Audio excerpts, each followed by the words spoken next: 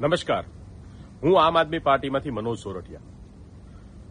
આજે ગુજરાતની અંદર લોકો, ખેડૂતો, યુવાનો, વિદ્યાર્થીઓ, મહિલાઓ તમામ લોકો છેલ્લા 30 વર્ષથી ભારતીય જનતા પાર્ટીના શાસનથી પરેશાન છે, ભારતીય જનતા પાર્ટીની તાનાશાહીથી પરેશાન છે. એવા સમયમાં આમ આદમી પાર્ટી ગુજરાતની અંદર ધીમે ધીમે લોકોની પસંદ બની રહી છે. ધીમે ધીમે લોકો આમ આદમી પાર્ટીને ચાહી રહ્યા છે અને આમ આદમી પાર્ટીનું સંગઠનનો વ્યાપ જે છે એ વધી રહ્યો છે.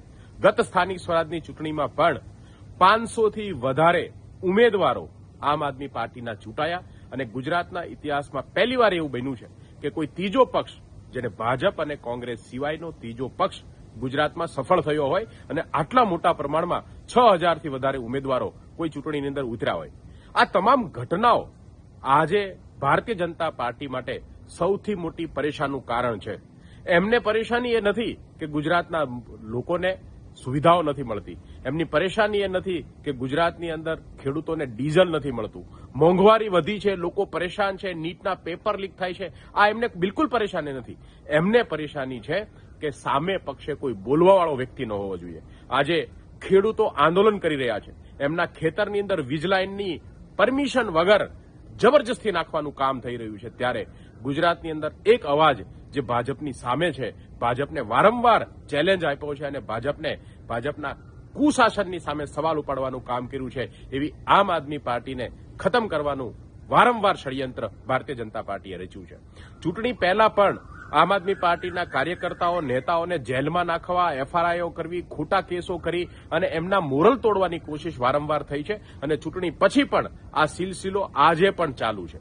2 દિવસ પહેલાની એક ઘટના છે કે એક આઈબીના વ્યક્તિએ આમ આદમી પાર્ટીના કાર્યકર્તાને કોલ કરી અને એમની તમામ વિગતો માંગી અને ત્યારબાદ જ્યારે એ વાત આમ આદમી પાર્ટીએ જાહેર માધ્યમોમાં કહેવાની શરૂઆત કરી કે આમ આદમી પાર્ટીના નેતાઓને ધમકીઓ આવે છે, પોલીસ એની પાછળ આઈબીને લગાવવામાં આવી છે, ત્યારે એક ષડયંત્ર ફરીથી રચવામાં આવ્યું.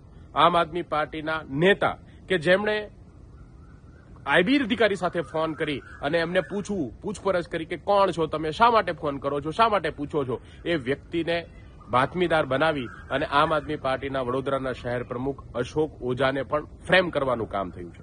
2 દિવસ પહેલા એમને ઉપાડી ગયા અને એમને બેસાડીને જબરજસ્તી એમની પાસે સ્ટેટમેન્ટો લખાવ્યા, આમ આદમી પાર્ટીની તમામ માહિતીઓ માંગી, સંગઠનની માહિતી માંગી, ખર્ચની માહિતીઓ માંગી. તમામ માહિતીઓ માંગવાનું કારણ આજે એ વ્યક્તિ પાસે મને નથી સમજાતું કે ભારતીય જનતા પાર્ટીને કેમ પડી છે. આજે અશોક ઓઝાએ હિંમત કરી અને આ આખી ઘટનાને મીડિયા સમક્ષ મૂકી છે.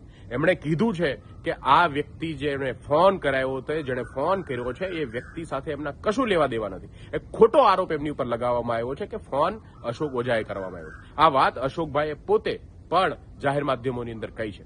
હું બહુ જવાબદારી સાથે કહેવા માંગુ છું કે ગુજરાતની અંદર એક મજબૂત પક્ષ તરીકે, એક મજબૂત વિકલ્પ તરીકે જ્યારે આમ આદમી પાર્ટી ઉભરી રહી છે, ત્યારે ભારતીય જનતા પાર્ટી આ તમામ પ્રકારના ષડયંત્ર કરી રહી છે. આમ આદમી પાર્ટીના નેતાઓને ફ્રેમ કરવાનું કામ કરી રહી છે, આમ આદમી પાર્ટીને ખોટી રીતે બદનામ કરવાનું કામ કરી રહી છે. અશોક ઓઝાએ પોતાનો પક્ષ મૂક્યો છે. મારી તમામ લોકોને અને મીડિયાના માધ્યમના લોકોને પણ વિનંતી છે કે અશોકભાઈનો આ પક્ષ જે છે એ પણ જનતા સુધી પહોંચાડવાનો પ્રયાસ કરો. લોકો સાચું જાણે, સત્ય શું છે એ લોકોને પણ જાણ થવી જોઈએ અને લોકો પણ ભારતીય જનતા પાર્ટીની આ તાનાશાહીથી પરેશાન છે. ત્યારે લોકોને પણ આ રાજનીતિની અંદર આજે ગુજરાતની આ સ્થિતિ છે એની અંદર પોતાનો પક્ષ સાંભળવાની અને પોતાની વાત સાંભળવાનો અધિકાર મળે એવી વિનંતી કરું છું. આભાર. ભારત માતા કી જય.